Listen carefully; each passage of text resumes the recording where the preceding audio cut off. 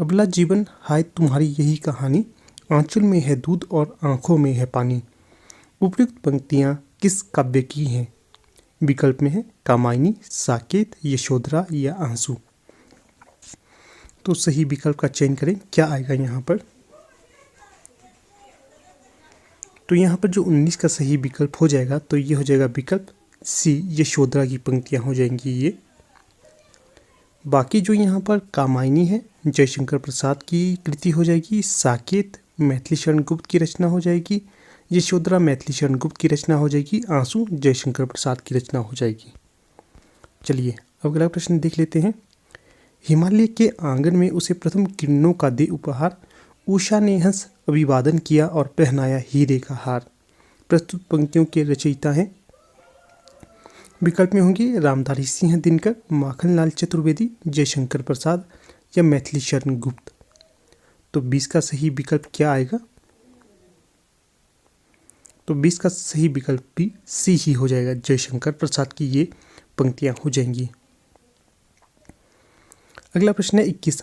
आंचलिक रचनाएं किससे संबंधित होती हैं? विकल्प में है देश विशेष से, लोक विशेष से, क्षेत्र विशेष से या जाति विशेष से। तो 21 का सही विकल्प बताना है आपने। क्या होगा यहाँ? तो 21 का सही विकल्प हो जाएगा सी, क्षेत्र विशेष से होती हैं आंचलिक रचनाएं। अगला प्रश्न है यहाँ पर 22 पूछा गया है, निर्गुण भक्ति काव्य का प्रमुख कवि है। विकल्प में है सूरदास, तुलसीदास, कबीरदास, केशवदास। अधिकतर बच्चों को तो शायद पता होगा क्या होता है निर्गुण भक्ति। चलिए फिर भी बता देता हूँ। निर्गुण भक्ति और सगुण भक्ति ये दो प्रकार की भक्तियाँ होती हैं। जो सगुण भक्ति होती है उसमें साकार भगवान की पूजा की जाती है, अर्थात किसी, जैसे हम वर्तमान समय में करते हैं, किसी मूर्ति को मानकर भगवान, जैसे भगवान श्री कृष्ण की मूर्ति को हम मानेंगे कि ये साक्षात भगवान है, हम उसको सगुण भक्ति के अंतर्गत लेते हैं। किसी प्रकार का जिसका आकार हो, जिसका जन्म हो, उसे सगुण कहते हैं।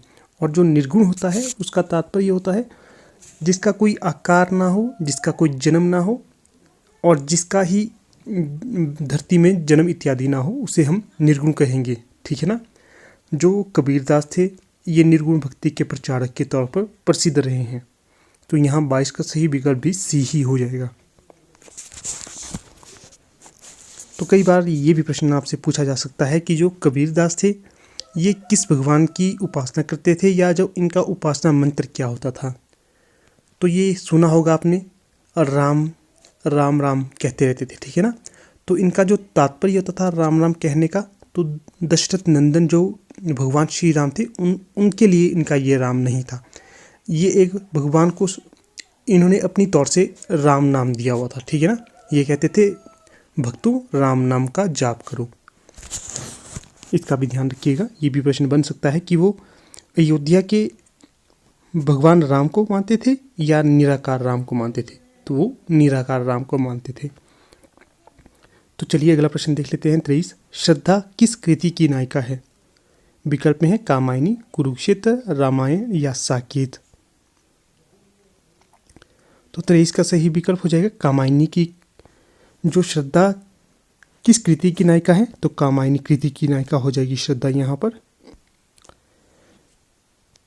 सही विकल्प ए हो जाएगा।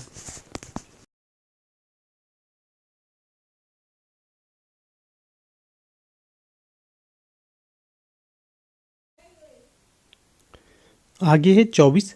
तरुवर फल नहीं खात है, सरबर पिय ही ना पान। प्रस्तुत पंक्ति के रचयिता कौन होंगे? विकल्प में है रहीम, कबीरदास, रसखान या बिहारी। तो 24 का सही विकल्प बताइए क्या आएगा? तो 24 का सही विकल्प हो जाएगा विकल्प ए, रहीमदास की पंक्तियां हो जाएंगी। अगला प्रश्न है 25।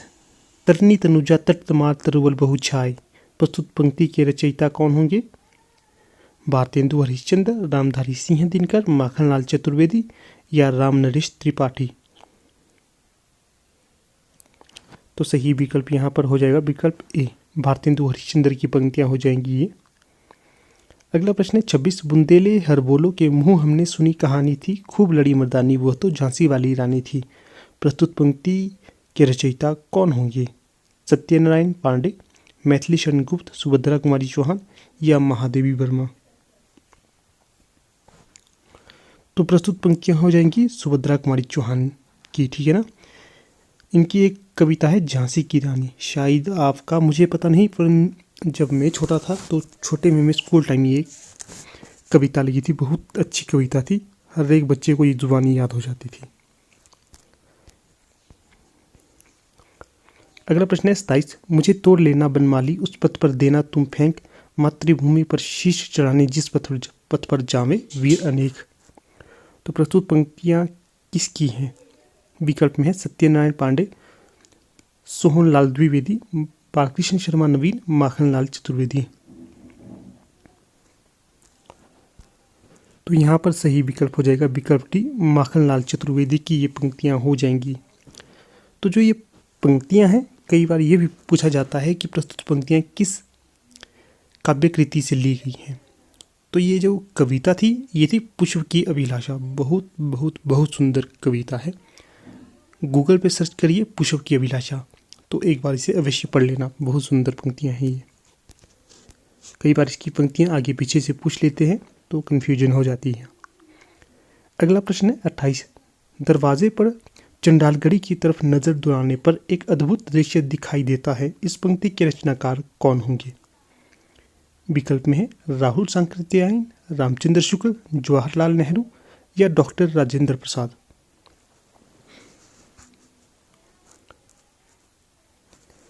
तो सही विकल्प यहाँ पर विकल्प ए हो जाएगा, राहुल सांकृत्यायन। अगला प्रश्न है 29 भूषण की कविता का प्रधान स्वर है? व्यंग्यात्मक, प्रशस्तिपरक, श्रृंगारिक या कारुणिक?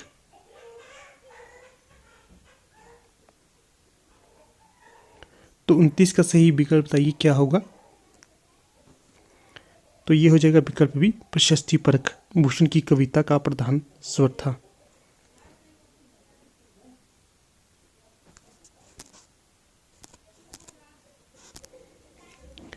प्रशस्तिपरक से यहाँ पर तात्पर्य निकलता है कि जो भूषण थे इन्होंने शिवाजी और छत्रसाल की जो कविताएं लिखी थी उससे उन्होंने एक प्रकार की उनकी प्रशस्ति ही की थी, ठीक है ना, इसका यहाँ पर जिक्र मिलता है। अगला प्रश्न है 30 अपभ्रंश में कृष्ण काव्य के प्रेरणता हैं? पुष्पदंत, शालिभद्र सूरी, स्वयंभू, हरिभद्र सूरी। तो 30 का सही विकल्प क्या होगा? तो ये हो जाएगा विकल्प ए, पुष्पदंत के द्वारा अपभ्रंश में कृष्ण काव्य की रचना की थी या प्रेरणता की थी? प्रेरणता होता है शुरुआत। 30 का सही विकल्प यहाँ पर ए हो जाएगा। अगला प्रश्न 31 प्रथम सूफी प्रेमाख्यानक काव्य के रचयिता हैं? नूर मोहम्मद, जायसी, मुल्ला दाऊद या कुतुबन।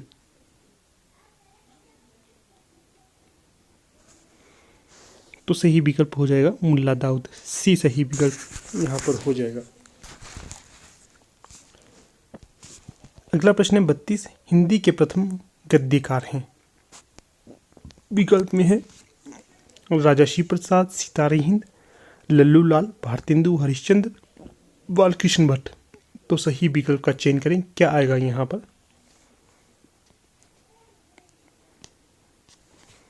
सही विकल्प हो जाएगा विकल्प बी, लल्लू लाल। विकल्पों के अनुसार बी सही विकल्प सही हो जाएगा। तो आपने ये प्रश्न का उत्तर बताना है कि जो राजा शिव प्रसाद सितारे हिंद है, इन्हें सितारे हिंद नाम किसके द्वारा प्रदान किया गया था? अगला प्रश्न है 33 हिंदी के सर्वप्रथम प्रकाशित पत्र का नाम बताइए? सम्मेलन पत्रिका, उदंत मार्तन पत्रिका, सरस्वती पत्रिका, नागरी प्रचारणी पत्रिका। तो यहाँ पर जो 33 का सही विकल्प हो जाएगा विकल्प बी, उदंत मार्तंड। तो जो ये उदंत मार्तंड थी ये हिंदी की सर्वप्रथम प्रकाशित पत्र के तौर पर मान्यता प्राप्त है। इसे जो युगल किशोर या जुगल किशोर इस तरह का कुछ कहते हैं, कई बार युगल भी आ जाता है, कई बार जुगल भी आ जाता है, तो एक ही हो जाएगा ये। इनके द्वारा इसे लाया गया था हिंदी साहित्य में, ठीक है, इसका ध्यान रखना आपने। तो कई बार आपसे परीक्षा में ये सवाल बनता है कि जो सरस्वती पत्रिका है इसका संपादन सर्वप्रथम किसके द्वारा किया गया था? तो सर्वप्रथम इसका संपादन किया गया था श्याम सुंदर दास के द्वारा, ठीक है। इसके पश्चात दूसरे नंबर पे इसका संपादन अर्थात 1903 से लेकर 1918 तक इसका संपादन किसके द्वारा किया गया है? तो ये प्रश्न आपके लिए छोड़ देता हूँ मैं, आपको ये बताना है किसके द्वारा इस सन तक इसका प्रकाशन किया गया था। अगला प्रश्न है 34, छायावाद के प्रवर्तक का नाम है? विकल्प में है सुमित्रा नंदन पंत, श्रीधर पाठक, मुकुरधर पांडे या जयशंकर प्रसाद। अलग अलग विद्वानों के द्वारा अलग अलग मत प्रस्तुत किए गए हैं, परंतु जो सर्वमान्य मत है उसके अनुसार आपने बताना है। तो जो सर्वमान्य मत रहा है छायावाद के प्रवर्तक के लिए, तो वो रहा है जयशंकर प्रसाद जी के लिए, ठीक ना। जयशंकर प्रसाद को सर्वमान्य तौर पर छायावाद का प्रवर्तक माना जाता है। और जो मुकुटधर पांडे है इन्हें माना गया है रामचंद्र शुक्ल के द्वारा छायावाद का प्रवर्तक। और जो श्रीधर पाठक है इन्हें रामचंद्र शुक्ल जी के द्वारा स्वच्छंदतावाद का प्रथम कवि माना गया है, इसका भी ध्यान रखना आपने। और जो सुमित्रानंदन पंत है इन्हें तो प्रकृति का सुकुमार कवि कहा जाता है और इनका जन्म स्थान है अल्मोड़ा, उत्तराखंड। अगला प्रश्न देख लेते हैं 35, प्रकृतिवाद उपयोगितावाद का दूसरा नाम है, ये कथन किसका है? विकल्प में है रामविलास शर्मा, प्रेमचंद, नंदुलारे वाजपेयी या सुमित्रानंदन पंत। तो यहाँ पर सही विकल्प आ जाएगा विकल्प सी, नंदुलारे वाजपेयी का कथन हो जाएगा ये। क्या जो प्रकृतिवाद है ये उपयोगितावाद का दूसरा नाम होगा? 35 का सही विकल्प सी हो जाएगा यहाँ। अगला प्रश्न है 36, प्रेमचंद के अधूरे उपन्यास का नाम बताइए। विकल्प में है गबन, रंगभूमि, मंगलसूत्र या सेवा सदन। शायद आपको पता ना हो, परंतु ये बता दूं कि जो प्रेमचंद जी थे इनके द्वारा एक अधूरा उपन्यास भी लिखा गया था, तो उस उपन्यास का नाम हो जाएगा मंगलसूत्र। सी सही विकल्प हो जाएगा। बाकी गबन, रंगभूमि और सेवा सदन और मंगलसूत्र ये भी इनकी ही रचनाएं हैं। और जो गोदान है ये तो इनका एक श्रेष्ठ उपन्यास माना जाता है। अगला प्रश्न है 37, रामधारी सिंह दिनकर को भारतीय ज्ञानपीठ पुरस्कार प्राप्त हुआ था। विकल्प में है रश्मिरथी पर, परशुराम की प्रतीक्षा पर, कुरुक्षेत्र पर या उर्वशी पर। जो 37 का यहाँ पर सही विकल्प हो जाएगा तो वो हो जाएगा विकल्प डी, उर्वशी पर रामधारी सिंह दिनकर को भारतीय ज्ञानपीठ पुरस्कार प्रदान किया गया था। तो ज़्यादा तो नहीं, यहाँ से आपको 2 रचनाओं को मैं अवश्य पढ़ने के लिए बोलूँगा। अगर कभी आपको समय मिलता है तो जो रश्मिरथी है इसको भी यूट्यूब पे एक बार अवश्य सर्च कीजिएगा, और दूसरा है परशुराम की प्रतीक्षा, इसे भी अवश्य सर्च कीजिएगा। बहुत सुंदर ये रचनाएं हैं, आपको इनको पढ़ने से बहुत अच्छी अच्छी जानकारी मिल जाएगी और उत्साह भी आपका बढ़ जाएगा।